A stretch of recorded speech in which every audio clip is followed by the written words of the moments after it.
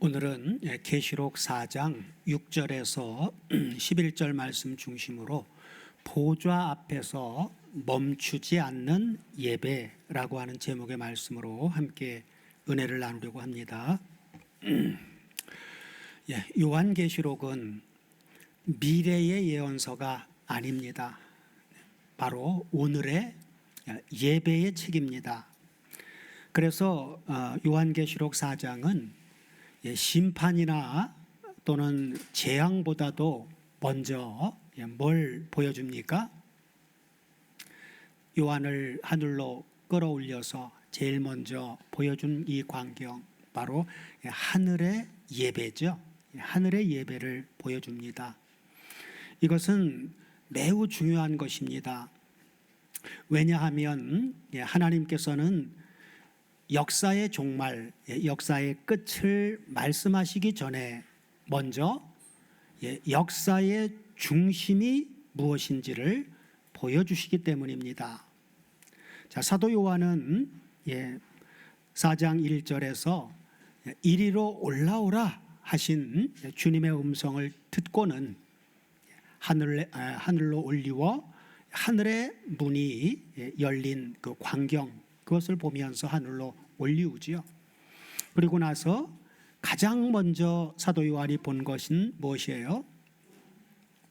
자, 재앙도 아니고 그리고 적 그리스도도 아닌 보좌, 그렇죠? 하늘 보좌를 제일 먼저 봅니다. 하나님의 역사, 하나님의 창조 이후 하나님의 역사의 중심은 바로 어디에 있는 거예요? 보좌에 있는 것입니다. 창세 이후 모든 역사는 바로 이 보좌를 중심으로 이루어지고 있습니다. 우리는 대한민국 땅에 살면서 우리 가시적인 눈으로 보이는 것은 한국의 현실만 보이죠. 그러나 우리는 성경을 통해서 하나님 나라의 현실을 보아야 되는데, 그 현실은 바로 이 보좌에서부터 모든 역사가 시작된다고 하는 것입니다. 자, 4장 2절을 보면 이렇게 말씀해 주고 있죠. 자, 내가 곧 성령에 감동하였더니, 내가 바로 성령 안에 있는 존재로 만들어졌더니, 그러면서 보라, 하늘의 보좌를 베풀었고 그리고 그 보좌 주위에 앉으신 이가 있는데 하고 말씀하죠. 이 보좌, 바로 사도 요한을 통해서 보여주신 이 보좌가 흔들리지 않는 한 역사는 흔들리지 않습니다. 오늘 본문 6절에서 11절은 바로 이 보좌를 중심으로 펼쳐지는 우주적, 지상만이 아니에요. 지상에 조명이 있는 게 아니라 우주적 예배의 핵심 장면입니다. 우주적인 예배. 자, 사도 요한이 본 이 우주적 예배의 첫 장면은 바로 무엇으로 나옵니까? 본문 6절을 같이 보시면, 자, 보좌 앞에 수정과 같은 유리바다가 있고 보좌 가운데와 보좌 주위에 네 생물이 있는데, 이 네 생물의 앞뒤에 뭐가요? 눈이 가득하더라 그래요. 이걸 아마 그림으로 묘사한다면 아마 이상한 괴물 같은 모습일 거예요. 그죠? 상징적인 것이죠. 자, 그 다음에 7절을 보니까 네 생물을 구체적으로 나눠서 얘기해 주는데, 그 첫째 생물은 사자 같고, 그리고 그 둘째 생물은 송아지 같고, 그 셋째 생물은 얼굴이 사람 같고, 그리고 넷째 생물은 뭐 같아요? 날아가는 독수리 같은데 하고 말씀합니다. 자, 이 장면은 성경에 그냥 갑자기 나온 게 아니에요. 하나님의 계시이기 때문에 구약 성경 에스겔서 1장을 보면 당시는, 에스겔이 그 광경을 볼 당시는 이스라엘이 바벨론 포로 생활을 할 때입니다. 에스겔이 바벨론 지역인 그발 강가에서 본 환상인데, 바로 그 에스겔서 1장과 연결이 되는 것입니다. 에스겔에게 보여줬던 그 네 생물, 그것을 사도 요한도 똑같이 본 거예요. 자, 그러나 이렇게 보고 나서 사도 요한은 분명히 상징인데 이 상징에 대한 것이 구체적으로 내 생물이 뭐고 어떤 존재인지를 설명하지를 않아요. 왜 그럴까요? 왜 설명하지를 않습니까? 왜냐하면 이 계시록 4장을 통해서 하나님께서 보이시고자 우리한테 보여주고자 하시는 그 중요한 요점은 여기서 보여주는 상징적인 이것이 무엇을 의미하는가라고 하는 것이 아니라 누가 예배하고 있느냐, 누가 예배하고 있느냐에 있기 때문입니다. 중요한 것이죠. 그 상징이 중요한 게 아니라 누가 예배하고 있느냐가 중요하다 그 말이에요. 하나님은 왜요? 하나님은 누굴 찾으신다 그랬어요? 요한복음 4장 우리가 나눌 때도 나누었듯이 하나님은 성령과 진리 안에서 예배하는 자들을 찾으신다 그랬잖아요. 예배하는 자들을 찾으십니다. 예배가 중요한 것이죠. 자, 이 내 생물은 이 내 생물의 구속사적인 의미는 전통적으로 정통 기독교에서 보는 그러한 정통적인 기독교의 관점으로 봤을 때 사자는 땅의 들짐승인 야수의 대표를 상징해 주고 있습니다. 땅의 들짐승 중에 야수의 대표. 그 다음에 송아지는 가축이죠. 우리도 시골에서 농사 짓던 분들은 알 거예요. 기계농이 시작되기 이전에 옛날에는 다 소가 뭐였어요? 전부 농사를 지을 때 꼭 필요한 일꾼이었죠. 사람을 섬기는 일꾼. 그래서 송아지는 가축, 곧 섬기는 짐승을 대표합니다. 그리고 사람은 뭘 대표할까요? 창세기 1장 창조의 역사를 보면 하나님이 만물을 창조하시고 그 만물을 다스릴 수 있는 대표로 바로 아담이라고 하는 인간을 창조하셨죠. 그래서 바로 사람은 피조물의 대표, 이성적 존재인 인간을 말해주고 있고, 그 다음에 독수리는 어때요? 독수리는 날짐승이죠. 그래서 날짐승 중에 왕이 바로 누구예요? 독수리잖아요, 그죠? 그래서 독수리는 공중의 날짐승들의 대표를 상징하는 것으로 보고 있습니다. 자, 오늘 본문의 내 생물은 어디에 있는 존재예요? 지구상에 있는 존재입니까? 아니면 천상에 있는 존재입니까? 천상의 존재예요. 근데 이거를 12지파로 해석하려고 들면 문제가 됩니다. 왜? 12지파는 지상의 12지파거든요. 그래서 여기 낸 생물은 바로 천상적 영적인 존재입니다. 천상적 영적 존재예요. 사람은 영적 존재입니까? 육적 존재입니까? 사람은 육적 존재죠. 그러나 여기 내 생물은 천상적 영적인 존재입니다. 그 존재 이유와 형상은 바로 뭘 그러면 하나님은 보여주시려고 하느냐라고 했을 때 창조세계 전체를 대표해서 보좌 앞에서 하나님의 거룩하심을 선포하도록 세워진 존재들입니다. 창조세계 전체. 하나님이 창조세계는 가시적으로 보이는 세계만 있습니까? 아니면 보이지 않는 세계도 있습니까? 보이지 않는 세계도 있죠. 그러나 창조하면 우리는 보이는 세계만 언뜻 생각해요. 그러나 바로 하나님은 보이지 않는 영적 세계도 하나님이 다 창조했고 그 보이지 않는 영적 세계에 실존하는 존재들을 우리는 누구로 알고 있어요? 그걸 천사들이라고 표현을 하죠. 천사들은 육적인 존재가 아닙니다. 영적인 존재들입니다. 그래서 바로 이 네 생물 바로 천상의 영적 존재들이다. 자, 이들은 바로 존재적으로는 분명하게 영적인 존재이고 그리고 기능적으로는 그들이 하는 그 기능 그러한 사역적인 그런 면으로 봤을 때는 영육 간의 모든 창조 질서의 대표입니다.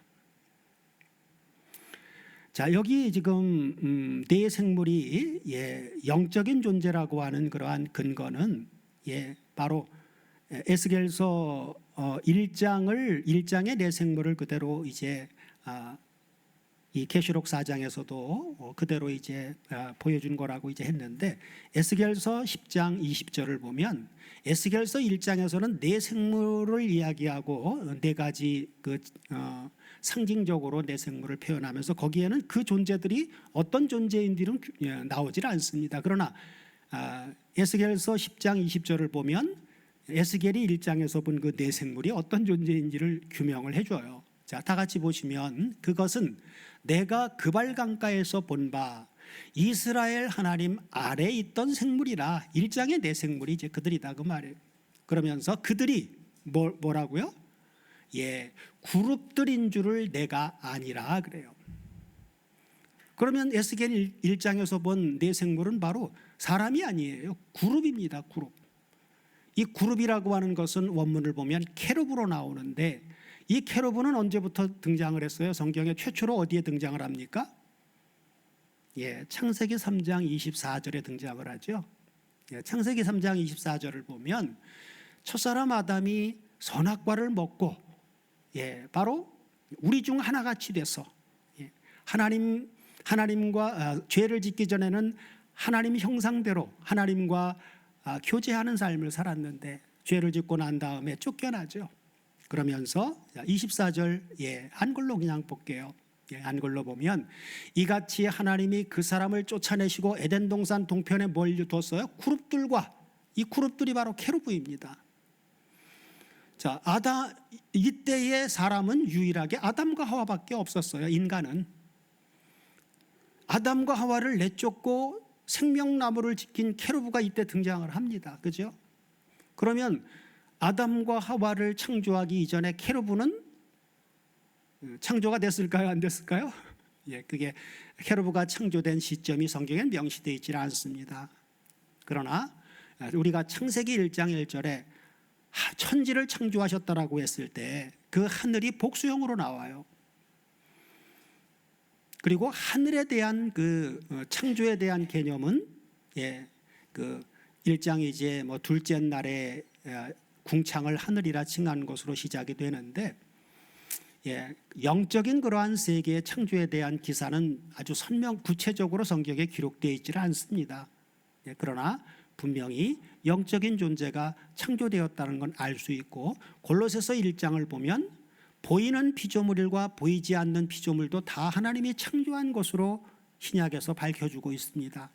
그렇기 때문에 아담과 하와가 에덴 동산에서 쫓겨날 때 케루브가 그걸 지키고 있었다라고 하는 것은 쫓겨나기 그 이전에 이미 다 창조되어진 존재다라고 하는 것을 알 수가 있는 것이죠. 그래서 바로 계시록 4장에 등장하는 케루브는 바로 영적인 존재라고 우리가 명확하게 말할 수 있는 겁니다. 자, 그래서 이 케루브에 대한 이러한 예배하는 이러한 광경들, 이것은 바로 창세기 1, 2장의 창조 질서와 분명하게 그 의미가 맞물려져 있습니다. 다시 말해 예배는 인간만의 행위가 아니라는 거예요. 우리만 하나님께 예배하는 그런 게 아니다 그 말이에요. 그죠? 그래서 예배는 인간만의 행위가 아니라 영육 간의 창조 전체가 하나님께 반응하는 질서입니다. 예배라고 하는 것은. 자, 사도 요한에게 보여주신 우주적인 예배의 장면은 어떻습니까? 본문 8절을 다 같이 보시면 이렇게 나오죠.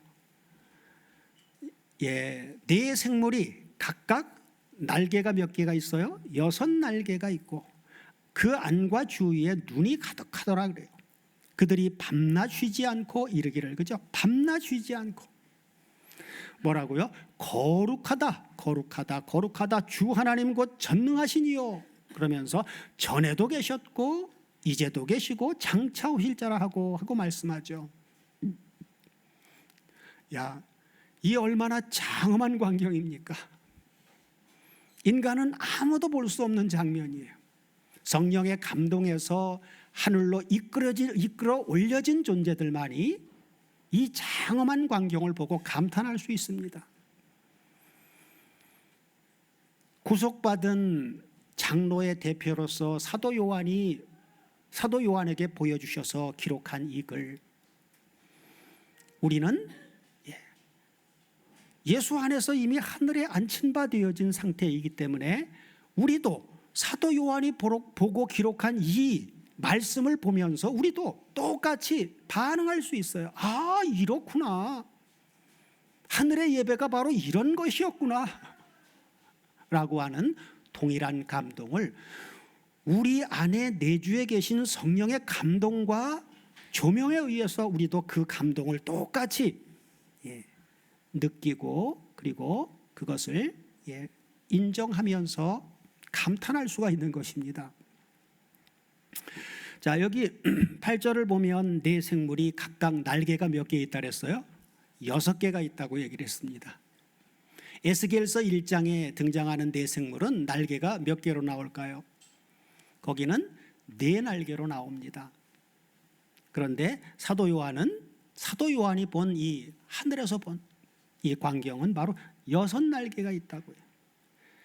에스겔을 통해서 보여준 그 시기에는 이스라엘 백성들이 성전을 그들의 죄로 인해서 성전에서 예배할 수가 없었죠. 바벨론 포로로 잡혀갔으니까.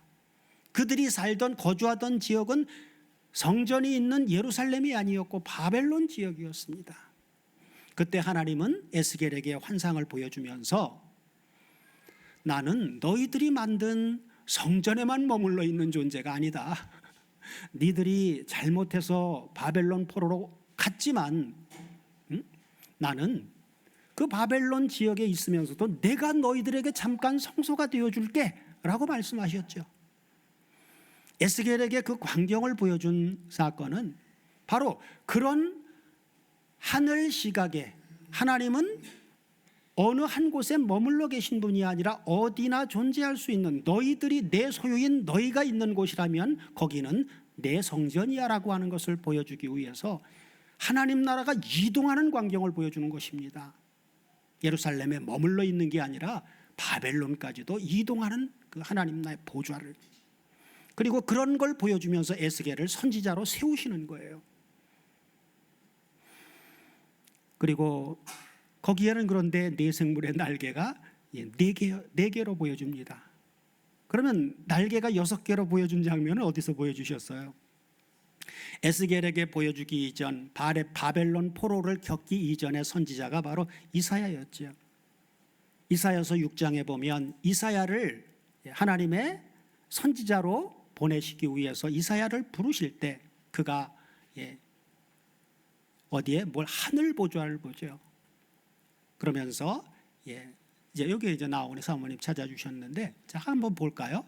스랍들은 모셔 섰는데 각기 6날개가 있어 그 둘로 얼굴을 가리었고 그 둘로 발을 가리었고 그 둘로 날며 그래요. 그러면서 서로 창화하여 가로되 거룩하다 거룩하다 거룩하다 만군의 여호와여 그 영광이 온 땅에 충만하도다. 바로 이 사건을 사도 요한 똑같이 연결해서 바로 6날개로 얘기를 한 겁니다. 여기는 지금 이사야서는 어디서 이 광경을 본 거예요? 성전에서, 그죠? 포로기 전이니까. 이때는 하나님 나라가 움직이는 광경이 아니라 고정되어 있는 보좌의 좌정에 계신 그분을 보면서 보는 순간 어땠어요? 이사야는 화로다 나여 내가 망했도다 내 죽게 됐구나. 왜? 하나님을 부정한 백성 중에 내가 거하면서 내가 하나님을 봤으니까. 그러면 그때 이제 스랍들의 하나가 제단 숯불 하나를 갖다가 이사야의 입술에 대니까 이사야가 죄사함을 받죠. 그러면서 누가 나를 위해서 갈까라고 했을 때 이사야가 나를 보내주십시오 하고 자원했단 말이에요. 그래서 바로 오늘 본문 8절에 네 생물이 각각 6날개가 있고 라고 하는 이 부분은 바로 이사야서 6장의 연결입니다. 그래서 여기 6은 불완전이 아니라 끊임없는 움직임, 섬김의 완전한 반복성을 말씀해 주고 있습니다. 끊임없이 계속 거룩하다, 거룩하다, 거룩하다 예배하는 광경이죠. 우리 생각으로 보면 맨날 거룩하다, 거룩하다, 거룩하다, 그게 재미있을 것 같습니까? 재미없을 것 같습니까? 한국 사람들은 반복하는 거 하면 실증 나고 싫어하지요. 그러나 이것은 그런 내용들이 아니에요. 더 엄청난 상황들입니다. 그래서 여기에 여섯 날개가 있고 할 때 있고라고 하는 부분을 원문을 보면 동사 에코 동사의 직설법, 미완료, 능동태로 나와요.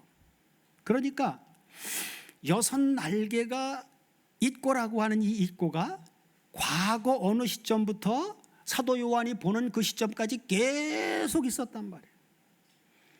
그러니까 그 과거 언젠가는 언제부터예요? 하나님이 내 생물을 그런 역할을 하는 존재로 창조할 때로부터가 되겠죠.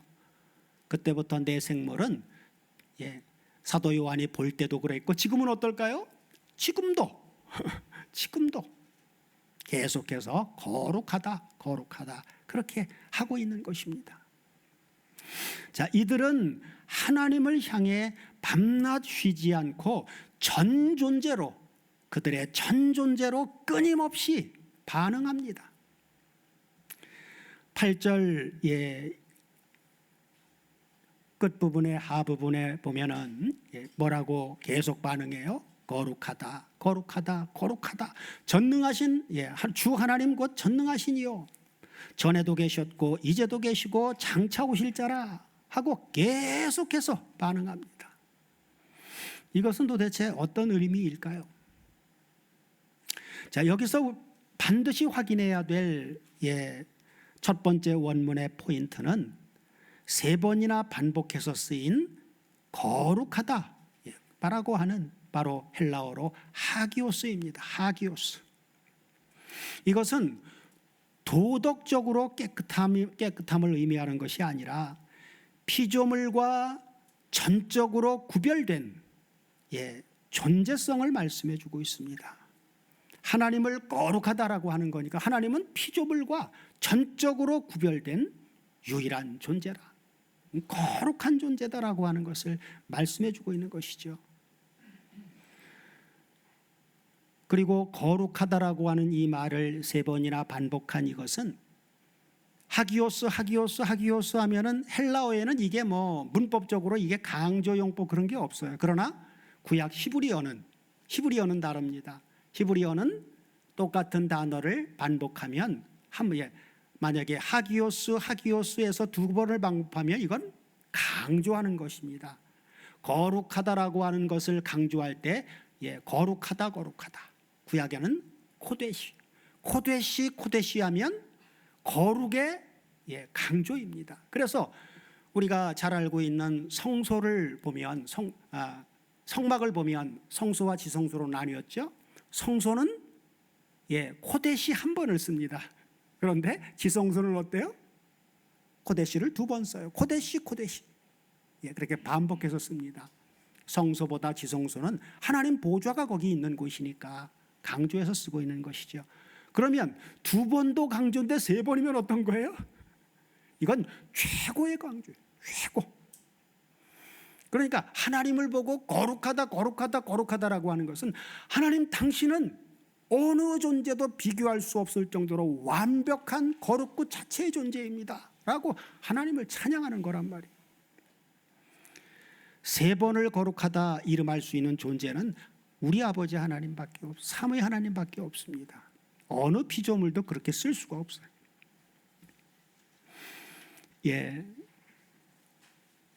그래서 거룩이라고 하는 말은 하나님이 어떤 행동을 하기 이전에 하나님의 존재 자체에 대한 선언입니다. 하나님의 존재 그 자체에 대한 선언. 자, 이어서 반드시 확인해야 될 두 번째 원문의 포인트는 바로 끝부분에 나오는 전에도 계셨고 이제도 계시고 장차 오실이라고 하는 부분입니다. 원문은 이 부분이 호엔, 원문에는 이 부분이 호엔 카이, 호온 카이, 호 에르코메노스 이렇게 나옵니다. 자, 이 표현은 바로 출애굽기 3장에 나오는 모세에게 처음으로 하나님이 현현하셨을 때 나는 스스로 있는 자다라고 말씀해 주고 있죠. 그분의 이름, 나는 자존자. 하나님은 피조 존재가 아니죠. 그분은 스스로 존재하는 홀로 스스로 존재하는 자존자이십니다. 그래서 바로 이 오늘 본문에 바로 전에도 계셨고 이제도 계시고 장차 오실이라고 하는 것은 바로 자존자라고 하는 이 여호와, 그분의 요한계시록적인 확장입니다. 우리 아버지 하나님은 과거에 어떤 무엇인가에 의존하는 그런 분이 아니시죠? 그래서 과거에 의존하지 않으시고, 그리고 미래에 어떤 무엇으로부터 위협받지도 않으시며, 그리고 현재에 제한되지 않으시는 분입니다. 이를 통해 보아야 할 구속사적 핵심은, 이 찬양은 구속의 결과가 아니라 구속 이전부터 참이셨던 하나님의 본질에 대한 고백입니다. 이제 본문 9절을 보시면 장면이 이제 전환되죠. 자, 9절 다 같이 보시면 그 생물들이 영광과 존귀와 감사를 보좌에 앉으사 세세토록 사시는 이에게 돌릴 때에 내 생물이 이제 돌리고 있죠. 그럴 때 자, 그리고 이어서 이것에 반응하여 누가 행동을 합니까? 10절 보면 나오죠. 24장로들이, 그죠? 네 생물이 먼저 앞서서 세세토록 사시는 하나님께 영광을 돌릴 때, 그에 반응하여 24장로들이 또 연결해서 보좌에 앉으신 이 앞에 엎드려 세세토록 사시는 이에게 경배하고, 그러면서 자기의 면류관을 보좌 앞에 던지며 가로되, 그래요. 자, 여기서 원문의 포인트는 바로 장로들이 자기의 면류관을 보좌 앞에 던지며에서 던지며라고 하는 부분입니다. 던지며. 자, 원문을 보면 이 던지며라고 하는 부분이 자, 발루신 그렇게 나오죠. 발루신. 자, 이것은 파싱을 보면 현재형입니다. 동사 발로의 현재형이에요. 현재형은 어떻게 해석한다 그랬어요? 일회적인 게 아니라 계속적인 것이다. 자, 그래서 그러므로 이 장로들이 면류관을 던지는 것은 한 번의 행위가 아니라 지속적으로 반복되는 헌신입니다. 이것의 중요한 신학적인 의미는, 면류관은 세상에서 얻은 영광이 아니라 누구에게 받은 뭐예요? 여기서 말하고 있는 면류관은 세상에서 얻은 영광이 아닙니다. 이것은 바로 하나님께 받은 상급입니다. 하나님께 받은 상급. 그런데 하나님께 받은 그 상급을 다시 어떻게 하는 거예요? 하나님께 돌려드리는 것입니다. 그래서 받은 것을 다시 드리는 것, 이것이 바로 성경이 말하고 있는 예배입니다. 예배는 뭐라고요? 빈손으로 드리는 게 아니라 받은 것을, 하나님께 받은 것을 하나님 앞에 돌려드리는 것이 바로 성경이 말하는 예배입니다. 그렇다면 계시록 4장에서 보여주는 예배의 내용은 무엇이고, 하나님은 왜 그 예배를 받으시기에 합당하십니까? 자, 11절에서 바로 말씀해 주고 있죠.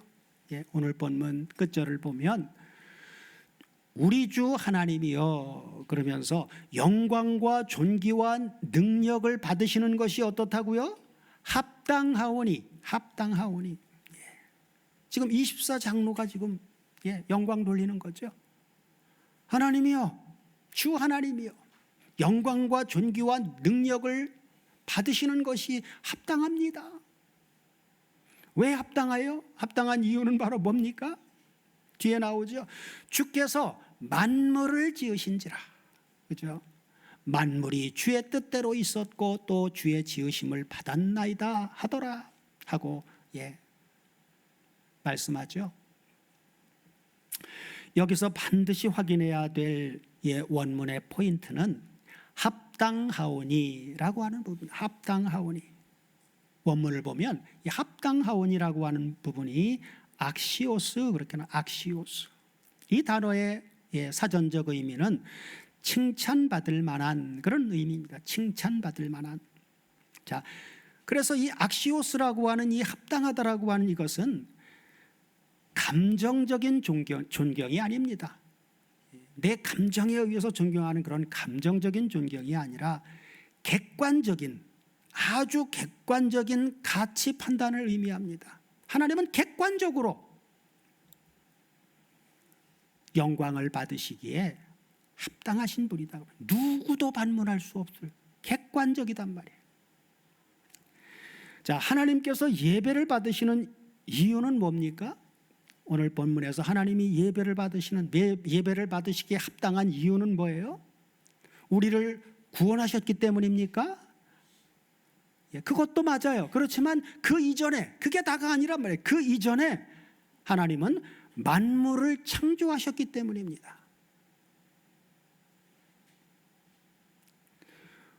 오늘 본문의 구속사적 위치는 계시록 4장은 창조의 예배, 구속의 예배가 이전에 창조의 예배, 곧 성부 하나님께 드리는 예배입니다. 구속은 인간들과만의 관계예요. 그렇죠? 천사를 구속했다는 얘기 없습니다. 천사는 타락한 천사 얘기도 유다서에 나오죠. 그러면 타락한 천사에게는 구속받을 기회가 있습니까? 없습니까? 성경에 언급이 없어요. 있다고 한 얘기가 없습니다. 그러나 유일하게 하나님 형상대로 만든 사람은 죄를 지었음에도 불구하고 예수 그리스도의 대속의 핏값으로 구속해 주는 은혜가 주어진다라고 하는 이 놀라운 특권이 있다라고 하는 것입니다.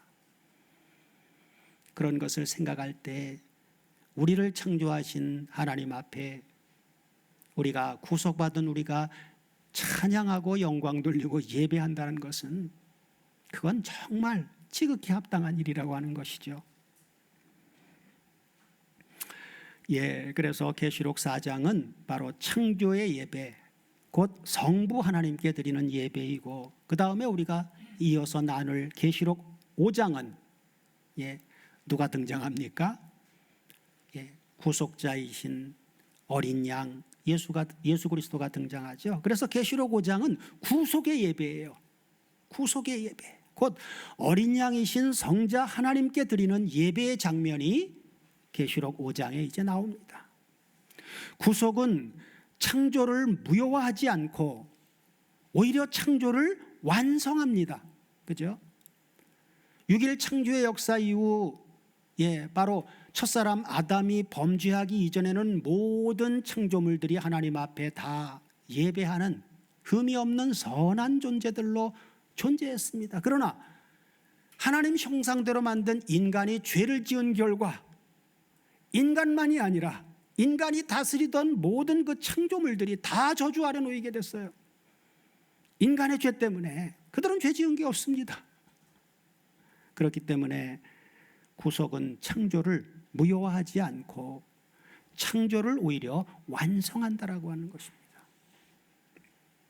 자, 오늘 본문은 그리스도와 연합된 예배자인 우리에게 어떻게 적용이 됩니까? 요한계시록 4장은 미래의 예배 장면이 절대로 아닙니다. 현재 하늘에서 실제로 드려지고 있는 일어나고 있는 예배라고 하는 사실입니다.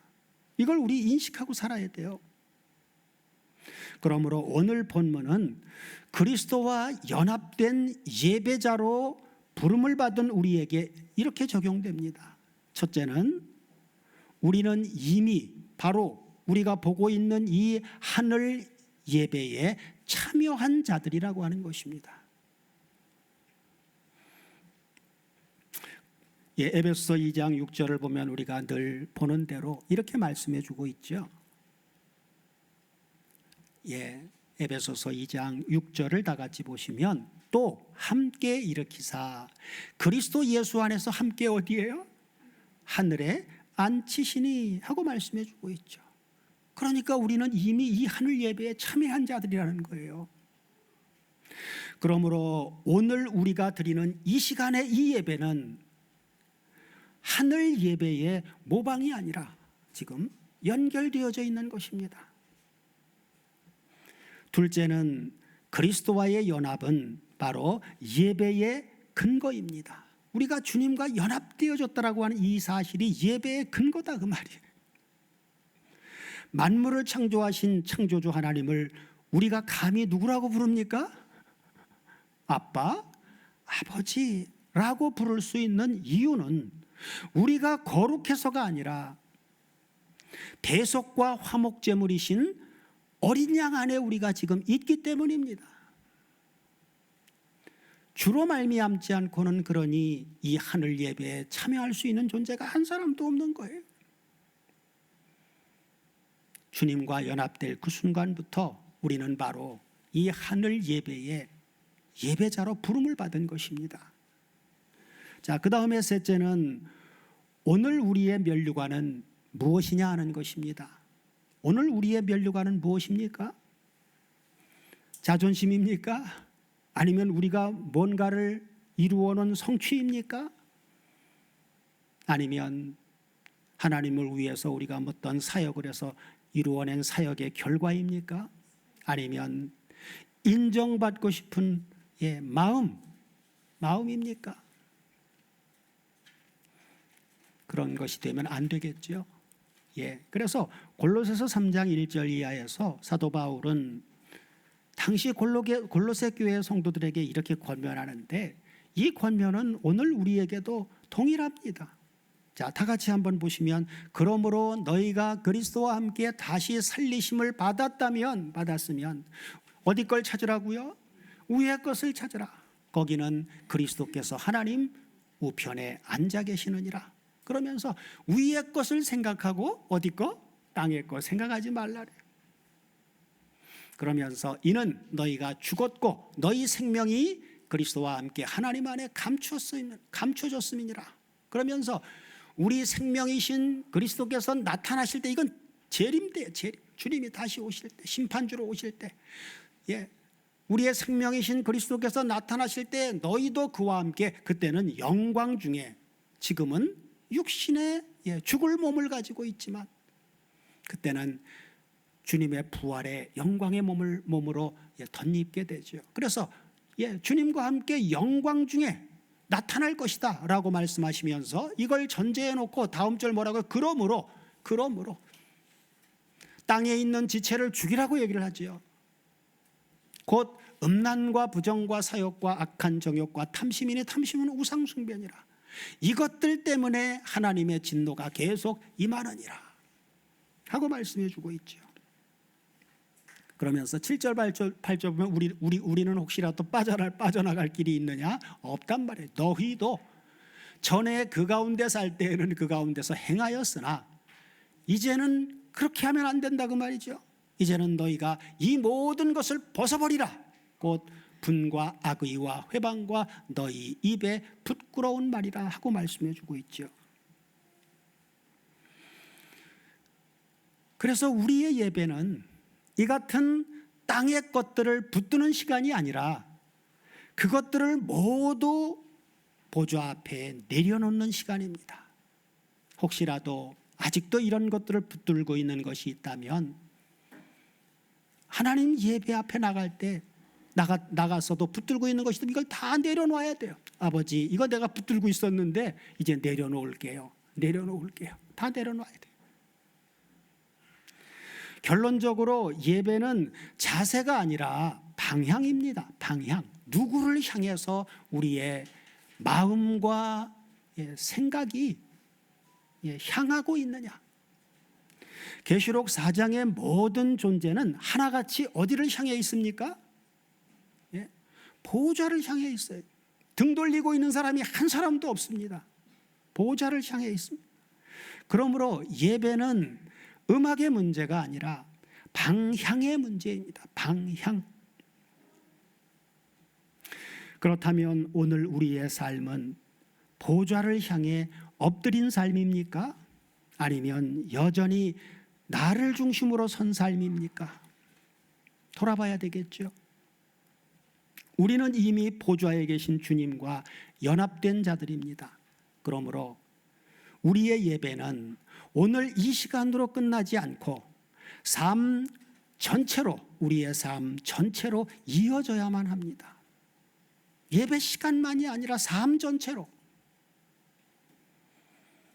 사랑하는 다솜 가족 여러분, 오늘 우리가 드린 이 예배가 형식적으로 끝나지 않기를 원합니다. 예배당을 나서는 순간에도 우리의 삶이 보좌를 향해 정렬되기를 원합니다. 이번 한 주간도 무엇을 더 가지려고 애쓰는 인생이 아니라 무엇을 보좌 앞에 내려놓을 것인가를 묻는 인생이 되시기 바랍니다. 내 뜻이 아니라 주님의 뜻이, 내 영광이 아니라 주님의 영광이 우리의 선택과 그리고 우리의 말과 우리의 삶의 기준이 되게 하십시오. 그러면 우리의 삶 전체가 계시록 4장의 연장이 될 것이고, 땅에 있지만 하늘에 속한 자로, 세상 한가운데 있지만 보좌를 바라보는 자로 살아가게 될 것입니다. 본문 11절에서 말씀한 대로 우리 주 하나님이여 영광과 존귀와 능력을 받으시는 것이 합당하오니 하신 이 고백이 오늘 예배의 끝이 아니라 우리 인생의 방향이 되게 해주시기를 우리 주 그리스도 예수의 이름으로 축원드립니다. 아멘.